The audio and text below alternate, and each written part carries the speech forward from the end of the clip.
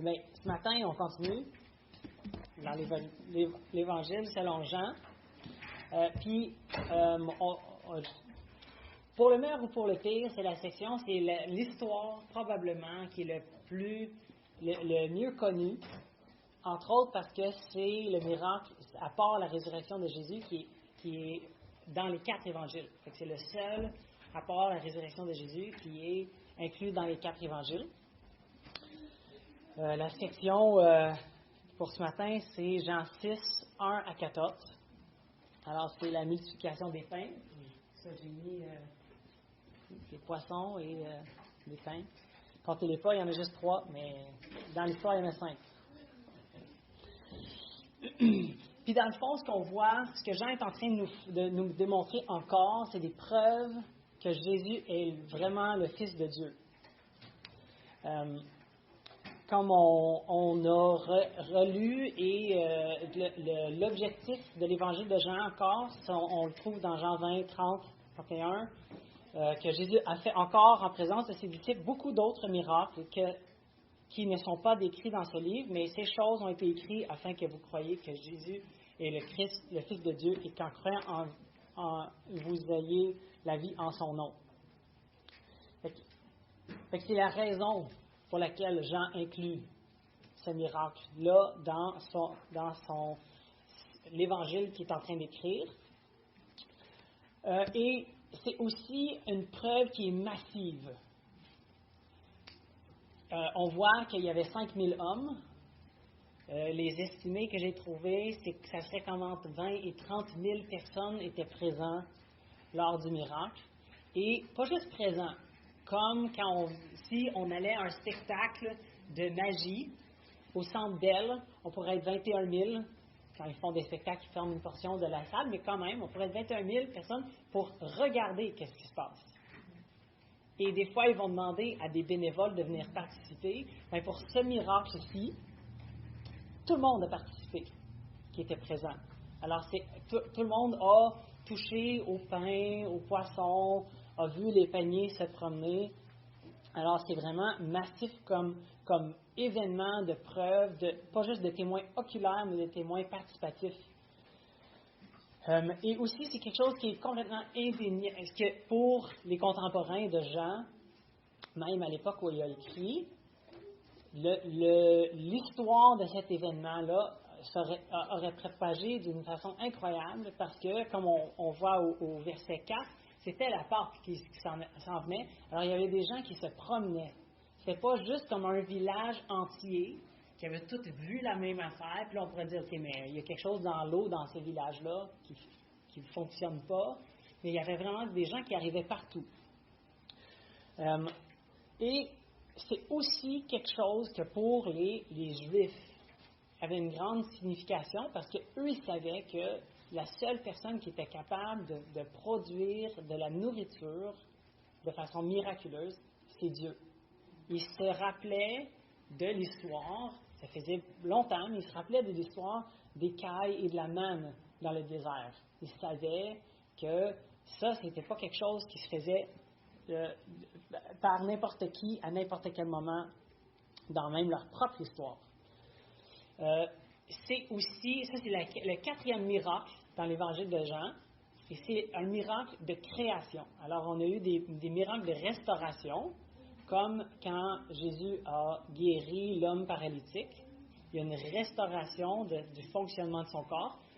Sans doute, il n'était pas dans une machine de rayon X. Quand ça s'est fait, il y a probablement eu une création de morceaux brisés, mais c'est vraiment plus un miracle de restauration. Et celui-là, c'est vraiment de création. Il y a aussi eu des miracles de transformation, comme la transformation de l'eau en vin. Mais ici, c'est vraiment, il est en train de créer, c'est pas une division éternelle au point-virgule de 5 morceaux de pain et de 2 poissons. C'est vraiment de la création, c'est des poissons qui n'ont jamais nagé. C'est du pain qui vient de grains qui n'a jamais poussé dans un champ. C'est vraiment de la création qui est comme, malgré le fait qu'il y a les 5 poissons et les 5 pains et les 2 poissons, qui est vraiment comme la création qu'on trouve en Genèse qui rend ex nihilo. C'est de rien, à partir de rien. Il y a personne qui pourrait dire, ah ben si tu divises ça, puis c'est juste la quantité est tellement trop énorme. C'est ça, c'est le quatrième. Il y a aussi eu la guérison du fils de l'officier dans Jean 4. Alors, c'est ça. Ici, Jean est en train de nous présenter une preuve massive que pour Jésus, l'impossible est possible parce qu'il est le Fils de Dieu. Alors, tournons ensemble au passage, Jean 6, au verset 1. Après cela, Jésus s'en alla de l'autre côté de la mer de Galilée, ou mer de Tibériade. Une grande foule le suivait parce qu'elle voyait les miracles qu'il opérait sur les malades. Jésus monta sur la montagne, et là il s'assit avec ses disciples. Or, la Pâque, la fête des Juifs, était proche.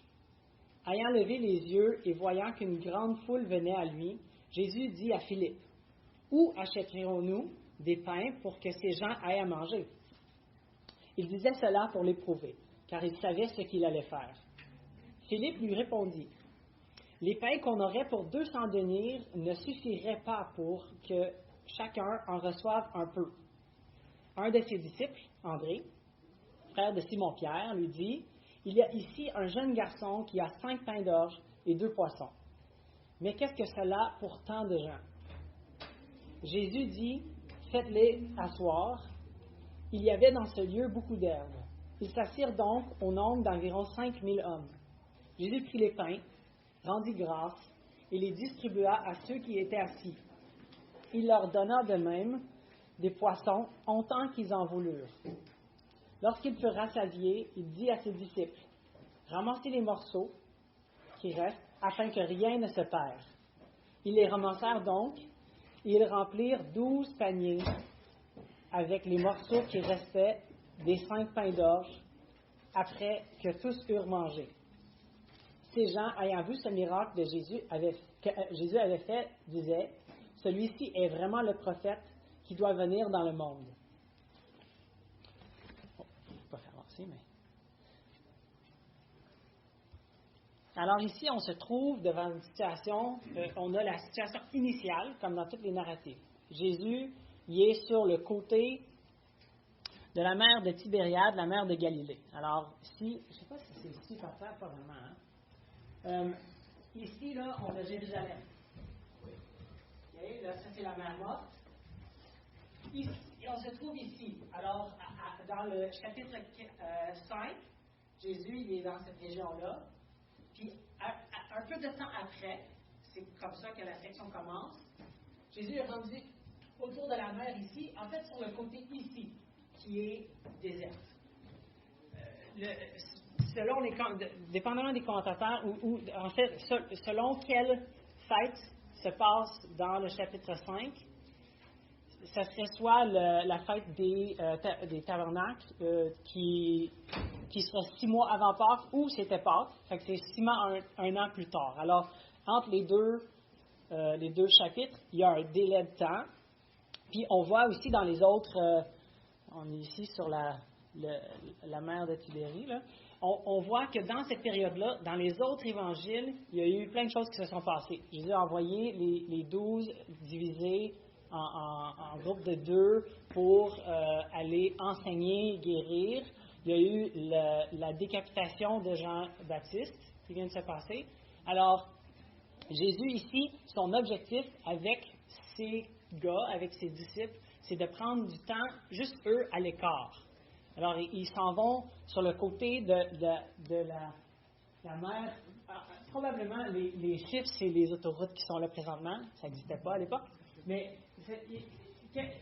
à quelque part ici, là, où il y a très peu de villages. Alors, ils sont là pour être tout seuls. L'objectif, c'est vraiment d'être à l'écart. Sauf que, on sait qu'il y a beaucoup de monde qui les ont suivis. C'est quand même étonnant, parce qu'on apprend que Jésus il a traversé en bateau, puis les gens ils suivent à pied. Que les bateaux, c'était pas des bateaux de wakeboard qui roulaient super rapidement, mais quand même, c'est des gens qui sont hyper motivés pour suivre Jésus. Suivre d'une certaine façon, parce qu'on voit, Jean nous dit que une grande foule le suivait parce qu'elle voyait les miracles qu'il opérait sur les malades. Alors, on s'entend que même aujourd'hui, c'est quelque chose qui motive des foules, des guérisons miraculeuses, des affaires comme ça.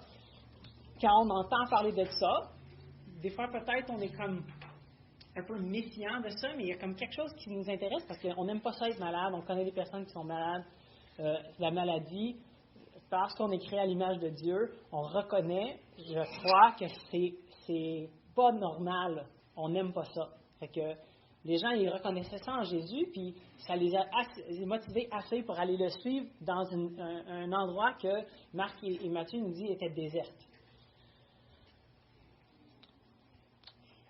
Alors, et c'est pas juste une petite foule, là. Ça, c'est les 5000 hommes, ça veut dire encore là de 20 000 à 30 000 personnes. Ça, c'est beaucoup de monde, surtout dans un petit coin de pays reculé. Alors, on voit que c'était vraiment éloigné.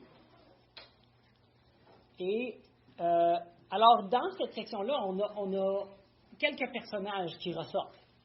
On a Jésus, on a la foule, on a Philippe et on a André. André est le petit garçon. On peut un peu les mettre ensemble, parce que le petit garçon, il est mentionné, mais il ne prend pas parole, là. Peut-être qu'il a dit quelque chose, mais ça, on ne le sait pas. Alors, on commence avec la réponse de Philippe. Philippe, il répond parce que Jésus lui demande une question. Il lui demande, au verset 5, « Où achèterions-nous des pains pour que ces gens aillent à manger? » Fait on sait, après ce qui est inclus dans les autres évangiles, que la journée tirait à sa fin. Jésus avait passé du temps à guérir et à parler à la foule, à se promener. Fait que la journée, c'était rendu tard en journée. Clairement, la foule, dans leur enthousiasme pour aller se faire guérir, il semblerait, ils n'auraient pas apporté de lunch. Puis, ils étaient, encore une fois, dans un endroit qui était assez désert. Alors, Jésus demande une question à Philippe. Puis, Philippe, le texte nous dit qu'il lui demandait pour l'éprouver. Mais Philippe, dans les évangiles, il semble que c'était celui qui était comme un peu responsable de la logistique, de la gestion de ce groupe de 13 hommes-là. Fait que peut-être il demandait aussi à Philippe, parce que Philippe, il avait un peu le rôle de la gestion des déplacements et tout ça.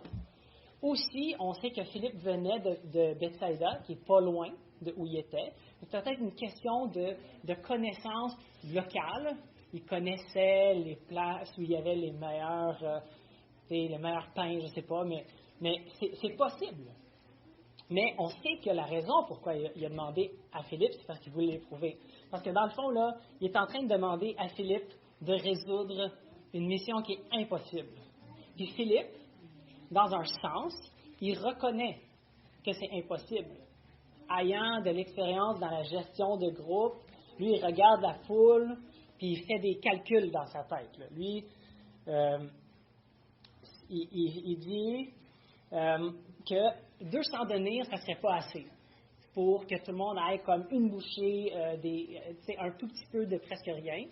Puis, dans le fond, 200 deniers, c'est 200 jours de travail pour un ouvrier agricole. Fait que, à l'image du processus que Philippe fait, j'ai un peu fait le même calcul. Alors, au Québec, en 2023, un ouvrier agricole fait environ 40 000 $. Fait que 200 jours, si on dit qu'on enlève les fins de semaine, on oublie les journées fériées, tout ça, c'est 153 $ par jour de travail. Ce qui donne, 200 jours de travail, 30 600 $. Fait que c'est quand même pas rien comme montant d'argent. Mais Si on va chez Première Moisson puis on achète le pain le plus cheap, parce qu'il n'y avait pas de Costco à l'époque, là, mais c'est pas du pain tranché blanc, là, mais une miche de pain, ça coûte 7,55. On oublie les taxes et tout ça, là, les frais de transport, mais ça nous donnerait 4059 miches. Encore, je ne sais pas où on mettrait ce genre de... Tu sais, notre cuisine serait pleine de miches de pain, mais ça donne 0,16 miches par personne. Ils ne sont pas arrivés là en autobus. Là. Ils ont marché, il fait chaud. Fait que même à une échelle incroyable, ça donne très peu par personne. Fait que Philippe, sa réponse, elle est exacte. Sauf qu'il y a Jésus devant lui, là, mais sa mathématique est bonne.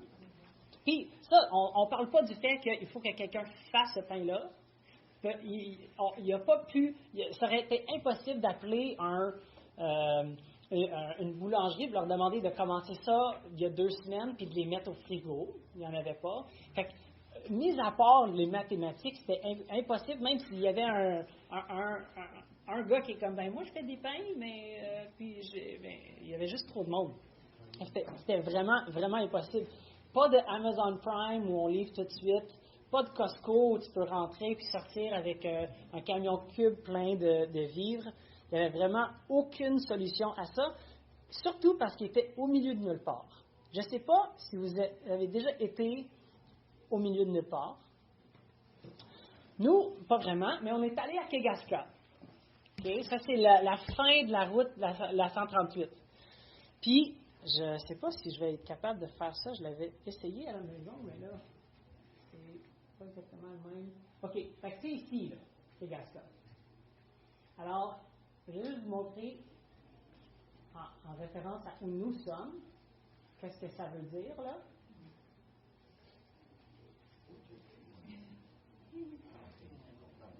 Alors, nous, là, on est ici. Fait que ça, c'est Kegaska. Okay. C'est vraiment la fin de la route. Après ça, tu embarques sur un traversier pour aller à comme Blanc-Sablon qui est là. Il n'y a rien de end. Fait que là, on était là, on n'avait pas Ruben encore, on avait Ezra, là, comme... Je peux retourner à la photo. Ça, c'est Ezra, il était tout petit, là. Puis, on avait besoin de lait. On était juste là pour la journée, parce qu'il n'y avait pas de camping rendu là. On était comme à 2 heures de où on campait, à Natashquan. Puis, il y a 2 épiceries. Mais c'est comme des super micro-dépanneurs. Toutes coûtent 3, 4, 5 fois le prix, là. Puis, il y avait une bouteille comme de lait, comme une portion. C'était ce qu'il y avait. Puis, il y a des camions de transport qui se rendent là pour remplir les... Mais c'est... Tout ce qui est viande ou fruits est comme surgelé. Tu achètes ça, puis c'est... en tout cas, c'est vraiment magnifique comme coin de pays. Comme sans doute ce côté-là de la mer, mais il n'y a rien. Fait que c'est la situation dans laquelle Philippe se trouve. Puis lui, parlant humainement, ben, sa réponse, elle est bonne. C'est impossible ce que tu me demandes de faire, Jésus. Alors, ce qu'on voit dans les autres évangiles, c'est que les disciples encouragent Jésus de dire à tout le monde, allez-vous-en, comme un peu organisez-vous. J'ai regardé, c'est pas sûr que c'était parce qu'il voulait comme allez-vous-en, comme on ne veut pas vous voir. C'était peut-être aussi par compassion, mais c'était comme on est incapable de répondre à cette situation-là.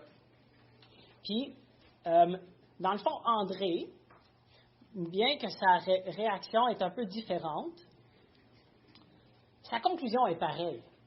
Lui, il dit, ben, voici ce que j'ai trouvé. Il dit, un de ses disciples, André, frère de Simon-Pierre, lui dit, il y a ici un jeune homme qui a 5 pains d'or et 2 poissons, mais qu'est-ce que cela pour tant de personnes? Alors, ce qu'il vient de trouver, là, c'est un petit lunch d'un petit garçon pauvre. Il n'est pas arrivé avec un party pack de sushi énorme, là. C'est comme vraiment très basic. j'ai pris cette photo-là, dans le fond, parce que même les pains, c'était vraiment comme des pains plats, secs, petits. Là. C'était pas comme... aujourd'hui, on a comme des pains blancs, c'est à moitié air, à moitié pain. Là. Mais ça donne... C'est impressionnant en volume, mais c'était même pas ça. Là. C'était très simple. Puis, Jean prend la peine... non, c'est pas Jean, mais il y a aussi question de la grosseur des poissons. C'est 2 petits poissons probablement séchés ou comme c'est vraiment pas incroyable comme repas, c'est pas gastronomique du tout. Puis le pain d'orge, c'était le pain que les personnes pauvres mangeaient. Fait que c'était vraiment, j'ai entendu quelqu'un faisait le contraste entre ce repas-là, puis apparemment, Néron, il mangeait les langues d'hirondelles. Je ne sais pas c'est quoi la valeur calorifique de ça, mais sans doute, ça prenait comme une petite armée pour attraper les hirondelles, leur arracher la langue, puis je sais pas, mettre dans un sauté ou quelque chose, là, pour que Néron... Puis c'est probablement, ça brûlait plus de calories, le processus de le manger, que ça te donnait. Mais c'était comme un exemple de richesse ridicule. C'est pas du tout ce genre de repas-ci qu'on voit. Alors, André et le petit garçon, dans le fond, lui, il offre tout ce qu'il a. Fait qu'André, il dit, c'est tout ce qu'on a trouvé, c'est tout ce que j'ai à t'offrir. André, c'est le disciple dans l'Évangile de Jean qui est le gars de networking. Lui, il est constamment en train d'introduire des gens à Jésus. Il a introduit son frère, Pierre, à Jésus. Il a introduit le petit garçon. Il a introduit aussi, dans Jean 12, 20, les Grecs qui veulent rencontrer Jésus. Fait que lui, il est tout le temps comme, c'est lui, là, notre capitaine. Il fait le pont, mais il n'y a pas vraiment plus de réponse face à cette situation impossible qu'il y a devant lui. Puis, alors, ce qui nous amène, dans le fond, à la réponse de Jésus. Alors, je trouve que, encore, Jésus, il sait qu'est-ce qu'il fait, mais que ce que Jean inclut dans la réponse de Jésus nous en dit beaucoup. Alors, au verset 10, on voit ce que Jésus commence à faire. Il a déjà commencé à faire quelque chose, il savait déjà qu'est-ce qu'il allait faire quand il a posé la question à Philippe. Alors, il dit, faites-les asseoir. Okay? Nous, on a eu les 3, vous allez probablement les voir, là, on a eu les 3 pasteurs de l'église de High Desert Church en Californie qui sont en visite cette fin de semaine. On les a eu pour souper hier. Puis, j'avais déjà pensé à ça, mais on l'a fait hier. Tu sais, quand on a de la visite, on les invite à s'asseoir, là, c'est pas du tout compliqué. Peut-être, comme il se demandait où s'asseoir, j'ai dit, sur le gazon, là, en groupe. Mais c'est une réponse qui est complètement normale quand on a de la visite. Sauf qu'il y a comme 25 000 personnes. Et Jésus, il répond à la situation comme si de rien n'était. Parce que pour Jésus, il n'est pas, qu'est-ce qu'on fait? Est-ce qu'il va y avoir assez de toilettes sèches pour tous ces gens-là? Le parking, ça va être un désastre. Lui, il répond, c'est vraiment comme, il invite des gens à s'asseoir à sa table. Après ça, il avait dans ce lieu beaucoup d'herbes. Alors, ils s'assirent donc au nombre d'environ 5000 hommes. Jésus prit les pains, rendit grâce et les distribua à ceux qui étaient assis. Il leur donna même des poissons autant qu'ils en voulurent. Il les invite à s'asseoir, il rend grâce, il distribue. Rien de super comme impressionnant, pas de gestion de grande foule, il n'identifie pas les agents de sécurité et tous ceux qui vont aider à la gestion de toute cette foule-là. Pour lui, son approche est extrêmement simple. Parce que, pour lui, la situation n'est pas impossible. Philippe et André, ils ont bien compris que la situation, humainement parlant, elle est impossible. Mais ils ont oublié, puis des fois, j'ai tendance à être désolé de leur... la dureté de leur tête en même temps, je trouve ça des fois réconfortant de penser qu'ils viennent de passer 6 mois, 1 an depuis la dernière guérison qu'on a dans Jean 5 à même eux-mêmes guérir et enseigner. Ils ont vu Jésus faire des miracles qu'il n'y a même pas assez de livres dans le monde pour contenir tous les miracles que les disciples ont vus. Et même à ça, ils arrivent devant une situation, puis ils évaluent de façon comme bien fondée, bien réfléchie, la situation encore sur le plan humain. Ils réagissent face aux ressources puis à la demande. Et ils oublient complètement que Jésus est là devant eux. Fait que des fois, ça nous arrive aussi, ça m'arrive en tout cas. Mais pour Jésus, c'est complètement normal.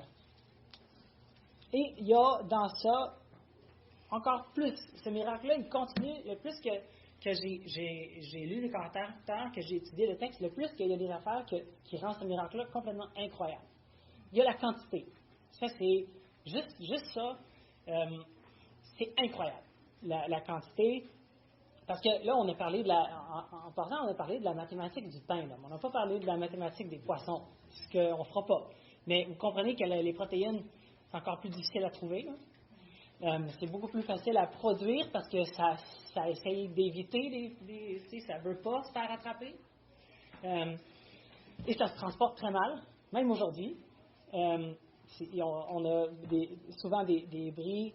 Quand je travaillais pour American Airlines, on recevait du frais, de fruits frais et de poissons vivants et de fleurs exotiques. Puis ça, c'était des fois, tout allait geler. Puis c'était comme dans le container, on recommence, les assurances couvrent tout ça. Puis même aujourd'hui, c'est pas tout simple, ça. Mais nous, on a l'habitude de pouvoir manger à notre faim. Pour nous, ça, c'est normal. Même, on pourrait dire qu'on est à risque de la tentation de la glutonerie tout le temps. Parce qu'on a toujours accès, en général, à d'autres nourritures. Peut-être l'épicerie est rendu cher, il y a des affaires qui c'est peut-être trop cher, ça ne rentre plus dans nos budgets, mais on a accès à beaucoup de nourriture, puis on en gaspille et on a des congélateurs et on a des réfrigérateurs. Mais à cette époque-là, chaque morceau de nourriture était un travail de longue haleine. C'était rare que les gens mangeaient à être complètement satisfaits. Ça, c'est le plus gros repas que chaque individu a jamais eu. Parce qu'ils ont mangé à leur faim. Puis même, quand ils ont ramassé les 12 paniers, là, ils ne sont pas allés comme ramasser. J'ai deux petits là, qui mangent à la maison, là, ils n'ont pas été ramassés comme toutes les graines à terre, puis ils n'ont pas vérifié les poches. Là. Comme tout le monde en a pris autant qu'ils voulaient en prendre. C'est même pas juste jusqu'à ce qu'il soit plein. Mais s'ils en ont mis dans leur sac à lunch puis dans leur poche, ils en ont mis dans leur sac à lunch et dans leur poche. Il y en avait assez pour que tout le monde se ressente la satisfaction comme j'en ai pris assez, j'en veux plus. Ça, ça c'est un peu normal pour nous. Mais pour eux, c'était complètement anormal. Pas juste ça, mais on voit quand Jésus dit, lorsqu'il fut rassasié, il dit à ses disciples, ramassez les morceaux qui restent afin que rien ne se perde. Donc ici, Jésus est en train de faire une bonne gestion, il est en train d'être bon dispensateur de toutes ces affaires-là, mais quand il les ramasse, il y a 12 paniers qui restent. Okay? J'ai fini par trouver qu'il semblerait qu'il s'agirait de paniers comme grosseur portion lunch. Okay? C'est pas comme des paniers... là, il y aurait la question, qui a apporté des paniers comme ça et pourquoi? C'est comme... Mais il en restait 12. Puis, il y a une certaine variété de conclusions sur qu'est-ce que ça veut dire 12. Un, c'est que ça représente le fait que Dieu il prend soin des besoins des 12 tribus. Fait qu'il y a ce lien de 12-là. Aussi la question que les disciples auraient passé leur journée ça prend du temps, sans doute, passer des 25 ou 30 000 petits repas de pain et de poissons. Alors, les disciples, ça aurait été ceux qui faisaient ça. Alors, il restait exactement la quantité que chaque disciple aurait voulu eux aussi.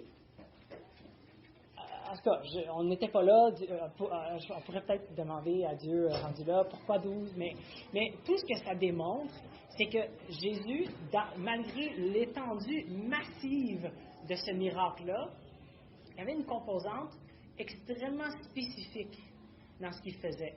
C'était pas comme la chaîne de production qui perd le contrôle, là, puis qui garoche du pain et des poissons comme partout, puis là, il en restait, puis les archéologues vont trouver comme des tas d'ossements de petits poissons. Qu'est-ce qui s'est passé ici? Il y avait quelque chose de vraiment spécifique à chaque personne qui était là, dans la quantité qu'il a créée, qui est vraiment, vraiment impressionnant. Ça nous démontre que non seulement ce miracle-là démontre que Jésus est capable de faire ce qui est impossible pour nous, mais il est capable de le faire pas comme grossièrement. Tu sais, comme j'en ai juste fait une tonne, tu sais, j'espère qu'il y en aura assez. Ah, il y en a de trop, parfait. C'est qu'il y avait vraiment, il savait, comme lui, il savait exactement combien de têtes il y avait dans la foule. Tu sais. Nous, c'est un estimé basé sur la tendance de la grosseur familiale, puis là, on dit, ben, s'il y avait des personnes seules et des couples âgés, ben... Et ça dit qu'il y avait 5000 hommes. Mm-hmm. Il était assis de 100 personnes, ou des groupes de 100 hommes. Exact. Ça fait 100 groupes d'hommes. Ben, c'est ça. Les femmes, les enfants. Exact. Fait qu'on sait qu'il y en avait 5000 hommes, mais à cette époque-là, à l'âge de 12-13 ans, tu te mariais en général. Fait que la majorité était, disons, au moins en couple. Fait que ça nous donnerait facilement 10 000, plus ou moins quelques-uns. Puis, la moyenne des grosseurs de famille, c'était pas comme les ménages ici au Québec de genre 1,7 enfants ou 1,3 enfants là, par ménage. C'était plus grand, on s'entend. Fait que ça aurait pu être 50, 60 000, mais c'était pas 5 000, c'était pas juste 5 000, mais que ce soit 10 000 ou 72 000, chacun a eu exactement la quantité de nourriture qu'il voulait. C'est incroyable. C'est pas juste une question de logistique de chaîne d'approvisionnement. Là. C'est vraiment de connaître chaque personne puis de leur offrir exactement ce que ça prenait. Puis, fait que ça démontre que Jésus est capable de répondre à nos besoins. C'est pas juste, il y a comme 6 étampes de réponse de prière. Oui, avec un petit peu, tu sais, un en plus, oui. Il entend, il se connaît ce que nous, on a besoin. Aussi, qu'est-ce qu'on veut, mais on voit qu'il n'a pas fait, c'était pas c'est pas un buffet continental qu'il a offert. Il a multiplié du pain simple de personnes pauvres. Tout le monde a été rassasié. Mais il n'y a pas offert une cuisine d'étoiles Michelin. C'était pas c'était vraiment ce que les gens avaient besoin. Fait que l'objectif de Jésus, c'est pas de nous donner tout ce qu'on veut. C'est qu'il est capable de répondre à nos besoins. Mais le besoin que la foule avait, en tout cas, le besoin ressenti que la foule avait, c'était la guérison.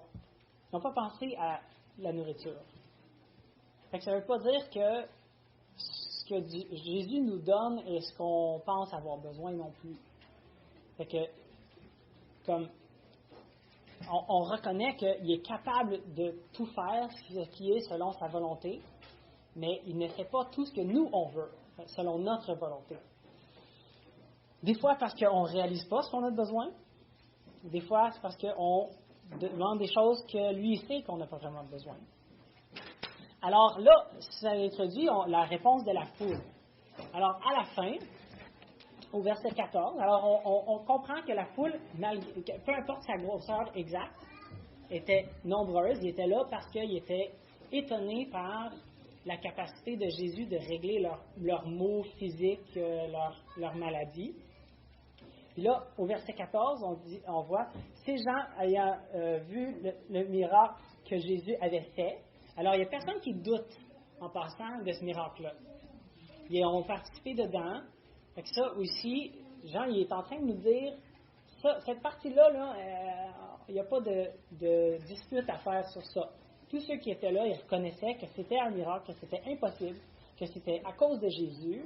Il n'y a pas eu quelqu'un qui s'est levé en arrière de la foule pour dire « Ah, en passant, vous n'avez pas besoin de me payer pour tout ça, c'est correct. » Tout le monde savait que c'était Jésus qui avait fait ça. Puis, alors la foule disait « Celui-ci est vraiment le prophète qui doit venir dans le monde. » Alors ils reconnaissent qu'il y a quelque chose de particulier et de spécial par rapport à qui Jésus est. Ils sont en train de répondre à Deutéronome 18, 15 à 19, quand Moïse dit « L'Éternel, ton Dieu, te suscitera du milieu de toi, d'entre tes frères, un prophète comme moi, vous l'écouterez. » Fait que c'est des gens qui attendaient un prophète. Puis ils ont reconnu que ce que Jésus venait de faire l'identifiait comme prophète. Mais, puis, il y aura 2 semaines, alors peut-être la prochaine personne me pardonnera, mais le verset 15 dit « Et Jésus, sachant qu'ils allaient venir l'enlever pour le faire roi, se retira de nouveau sur la montagne lui seul. » Alors, Jésus reconnaît que ce qu'eux ils recherchent, c'est pas qui il est, vraiment. Est-ce qu'il est le roi? Oui. Est-ce qu'il est le prophète dont Moïse parlait? Oui. Mais eux, ils veulent Jésus à leur manière. Ce qui nous amène, j'avais le verset, à notre réponse à tout ça. Nous, la première affaire, c'est qu'il faut reconnaître qui Jésus est. Il ne faut pas faire comme la foule. Puis ça, c'est pas juste au 1er siècle que ça arrivait. Nous, on est à risque. Nous et ceux qui ne connaissent pas Jésus comme leur sauveur personnel peuvent aussi voir Jésus comme un Jésus politique, comme un Jésus républicain, comme un Jésus, c'est peut-être pas ici parce qu'on n'a pas de républicain ici, mais on a notre propre problème, on a nos propres problèmes, comme un Jésus de justice sociale, comme un Jésus génie qui répond à mes craintes, comme un Jésus réponse en cas d'urgence, là, tu sais, l'affaire briser la vitre en cas d'urgence, puis Jésus il répondra à vos prières, genre de situation où, tu sais, même une personne athée dans un ascenseur que la corde lâche va crier à Dieu, ne sachant pas nécessairement qu'est-ce que ça veut dire, mais ce genre de, tu sais, sors-moi de là, s'il te plaît, Jésus, Jésus d'amour. Est-ce que Jésus est amour? Oui. Est-ce qu'il est juste comme un doudou pour nous réconforter quand il y a des éclairs et du tonnerre dehors? Non. C'est pas juste ça. À chaque fois qu'on prend Jésus, on prend même une caractéristique qui est vraie par rapport à Jésus, puis on le soulève parce que c'en est un qu'on préfère au détriment des autres aspects de sa personne. On fait de Jésus quelqu'un qui ne l'est pas. Puisque ce que Jésus a fait face à cette situation-là, s'il aurait voulu être le roi de la Judée ou de la Galilée, c'était le moment comme extraordinaire pour ça. Il y avait déjà 15, 20, 30, 60 000 personnes qui étaient comme « on est derrière toi, on est pour toi, on va avec ce que tu veux ». Il allait, même sans lui conseiller, là, ça dit comme il allait le prendre, l'enlever pour le faire roi. Tu sais, ils sont comme plus motivés que lui. Là. Il allait le prendre, il voulait le prendre pour le faire roi. S'il aurait voulu ça, ça aurait été le moment clé. Tu sautes là-dessus, puis sans doute il y aurait eu d'autres gens qui seraient joints à la foule. Mais c'est clair que c'était pas ce que Jésus était là pour faire. Lui était là pour faire la volonté de son Père, et qui n'était pas d'être le roi à la place d'Hérode ou de Néron. Après qu'on reconnaît qui Jésus est, il faut reconnaître que Dieu nous met devant des situations qui sont impossibles pour nous. À plusieurs endroits, Je pense juste en sortir un, là, mais plusieurs endroits, on voit que Dieu teste notre foi. J'avais ici.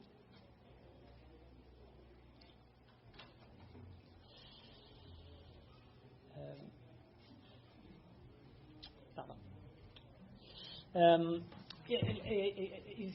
L'épreuve de votre foi produit la patience. Ça, c'est Dieu qui fait ça. Il fait ça parce que lui sait ce qu'on a besoin. Il est capable de tout faire. Alors, il est même capable d'orchestrer ou de permettre des situations qui sont éprouvantes, qu'on est incapable de résoudre nous-mêmes. Il n'est pas en train de faire ça parce qu'il était à court d'idées. Il n'a pas demandé à Philippe parce qu'il était comme, ben, je pourrais faire n'importe quoi, mais je ne sais pas qu'est-ce que je vais faire. Fait qu'en attendant, donne-moi des idées. On va faire un petit brainstorming, là, lancez vos idées, puis on verra si c'est une bonne idée. C'était pas ça, il savait déjà qu'est-ce qu'il allait faire. Il faut aussi faire preuve de foi face à la situation devant laquelle on se trouve ou dans laquelle on se trouve. Puis ça, c'est comme l'exemple de la veuve pauvre qui donne tout ce qu'elle a. Elle est en train de démontrer sa confiance envers Dieu pour répondre à ses besoins. Il y a aussi l'histoire dans 1 Roi 17, quand Élie va voir une autre veuve pauvre, puis il lui demande à boire et ensuite à manger. Puis elle a dit, j'ai juste assez pour qu'on mange un dernier souper avant de crever de faim. Puis lui, il dit, faites-vous-en pas, Dieu va prendre soin de vous, mais en premier, fais-moi un petit gâteau. Elle n'a pas le choix, elle a le choix, mais il fallait qu'elle fasse confiance pour pouvoir avoir une source perpétuelle de farine et d'huile. N'est-ce pas mieux de dire, quand on fait une demande pour quelque chose qui nous chagrine ou qu'on a un problème, on ne serait pas mieux de dire selon ta volonté plutôt que... Oui, parce que comme on ne sait pas exactement qu'est-ce que chaque personne voulait vraiment dans leur rencontre avec Jésus. Jésus, il a répondu à un besoin, puis le lendemain, en passant, ils ont eu faim. C'était pas comme réglé pour toujours, ils ne sont pas rentrés chez eux, puis c'était comme leur placard était plein de pain. C'était pas ça. Dieu a fait la même affaire avec la manne. Ceux qui gardaient la manne pour le lendemain, parce qu'ils ne faisaient pas confiance à Dieu, ça gardait pas. C'était plein de verre. C'était comme très comme peu appétissant. Malgré le fait que là, il y avait des protéines dedans, mais Dieu, il est capable de répondre, et il est capable de répondre spécifiquement, et il répond comme il veut. Que c'était pas comme, on a l'habitude de ça, là, fait que il faut que tu continues à nous donner ça. C'est pas comme ça que Dieu marche. Puis, il faut faire confiance, pas en dépit ou en faisant fi de la situation. On a l'évaluation de la situation de Philippe et de André. Puis leur évaluation, elle est bonne. Fait que c'est pas de dire, il n'y a rien qui me dérange jamais, Dieu est au contrôle, on fait comme si il n'y a jamais de problème. Ces gens avaient faim, ils avaient faim à un point où on voit que Jésus avait compassion pour eux, qui étaient comme des brebis sans un berger. Fait que, et la troisième réponse, c'est ce qu'on voit que Jésus lui-même fait, s'il rend grâce à son Père. Fait on fait confiance, on reconnaît que des fois, Dieu nous met dans des situations qui, oui, nous dépassent. Manque de ressources, manque de personnel, manque de capacité de répondre aux besoins. Il y a tellement de besoins autour de nous. Mais on lui fait confiance en lui apportant ou en lui offrant ce qu'on a. Et ensuite, on rend grâce pour ce que Dieu va faire et ce qu'il peut faire. Alors, dans toute la série, dans la situation, on voit que Jésus est capable de faire pour ce qui est pour nous impossible, pour lui, c'est possible. Mais il nous demande de participer aussi. Il a demandé à Philippe. Philippe, il a reconnu qu'il y avait un besoin. Il a reconnu que le besoin était tellement massif qu'il était incapable de répondre. André, lui, arrive avec ce qu'il a trouvé, les 3 pains, et les 5 pains et les 2 poissons du garçon. Puis il dit, voici ce que j'ai. Mais c'est clair que ça ne répond pas à la demande. Puis, après ça, on fait confiance à Dieu, puis on lui donne la gloire pour ce qu'il va faire et ce qu'il peut faire. Parce que ce qui est impossible pour nous est possible pour Jésus parce que c'est lui qui est le Fils de Dieu. Il a toute puissance, toute autorité. Alors, il a dit à ses disciples, je serai avec vous jusqu'à la fin des temps. Fait que, il est présent, il nous a donné l'Esprit aussi. Et il est capable de répondre aux besoins les plus grands, les plus massifs, sans même, tu sais, il n'y a pas, il a juste dit, soyez-vous, tu sais, prenez votre aise sur le gazon, là, et rendons grâce et mangeons. Oui. Un commentaire Oui. qui dit, soyez-vous, et ils sont dans l'air, ça fait penser au psaume 23. Oui. Ouais, ce que j'aime, c'est qu'il n'y a aucune des paroles ici qui sont comme superflues ou on peut aussi passer beaucoup de temps à essayer de voir comme l'ordre c'est quoi puis qu'est-ce que ça représente. C'est pas l'objectif. Mais l'endroit était déserte, mais il y avait comme une invitation à se mettre à l'aise, à être confortable, à ne pas craindre parce que Jésus est au contrôle de cette situation-là. Puis, pour nous, c'est difficile parce qu'on a l'habitude, premièrement, des réponses rapides. J'ai mentionné Amazon Prime, là. C'est comme, comment ça, il faut attendre 6 jours pour que ça arrive de la Chine? C'est loin, ça. Puis, il y a plein d'autres gens qui veulent des affaires partout dans le monde. On a l'habitude d'avoir beaucoup de contrôle.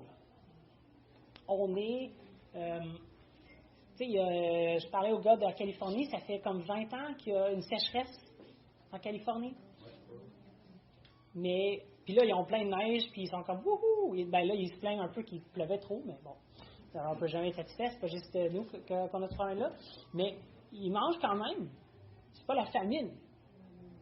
Mais c'est intense comme situation écologique pour l'approvisionnement en eau puis en hydroélectricité pour là-bas. Mais la vie continue. Nous, je sais pas, IGA, il y en a juste encore. Fait que, on est correct. T'sais. Mais on est très loin, dans un sens, de la réalité de notre dépendance et de notre dépendance sur Dieu. Ce qui veut dire qu'il faut encore plus se rappeler que la situation, elle est difficile, elle est impossible pour moi, c'est vrai, mais pas pour Dieu. Prions. Père éternel, merci pour cette histoire, le fait que Jean a voulu, que tu l'as inspiré d'inclure ce miracle extraordinaire dans son évangile. Merci pour le fait que même pour nos façons de voir la vie aujourd'hui, ce que tu as fait il y a des milliers d'années est encore extraordinairement massif et incroyable. Face à la même situation, si on était 25 000 dans un coin reculé du Québec, même avec des millions de dollars, on ne serait pas capable d'un moment à l'autre, répondre à ce besoin-là. Tu es le Dieu de l'impossible. Tout ce que tu veux faire selon ta volonté, tu l'as fait. Sans effort, sans difficulté. Et on est reconnaissant de pouvoir, par le sacrifice de ton Fils, être tes enfants, d'avoir accès à toi. Toi qui es le Dieu de l'univers, qui contrôle tout, qui a tout créé, qui peut faire tout ce que tu veux. Tu écoutes nos prières. Tu connais nos besoins jusqu'à la dernière miette de ce qu'on a besoin pour être rassasié. Je te prie de nous donner la confiance en toi, la foi en toi pour être satisfait même quand on est insatisfait, quand on n'a pas ce qu'on voudrait avoir, quand on n'a pas ce qu'on pense avoir besoin. De reconnaître que bien que tu es le seul qui peut répondre à nos besoins, tu es aussi celui qui répond à nos besoins en tout moment. Tu nous donnes exactement ce qu'on a besoin pour prendre soin de nous. Et je te prie que dans toutes les situations où tu nous appelles à être tes témoins, que ce soit au travail, à l'école, dans la communauté, qu'on puisse te faire autant confiance, sachant que nous ne pouvons pas répondre aux besoins criants de toi dans la vie d'une autre personne, mais que tu réponds à ce besoin-là et que tu nous utilises pour dispenser tes richesses, pour faire peut-être comme André, puis faire la connexion, d'introduire ceux qui te cherchent à toi. Je te prie que dans toutes les situations cette semaine, on puisse être rassasié par le fait qu'on sait que tu es capable de tout faire et que tu écoutes nos prières, tu connais nos besoins et tu es fidèle pour y répondre. Amen.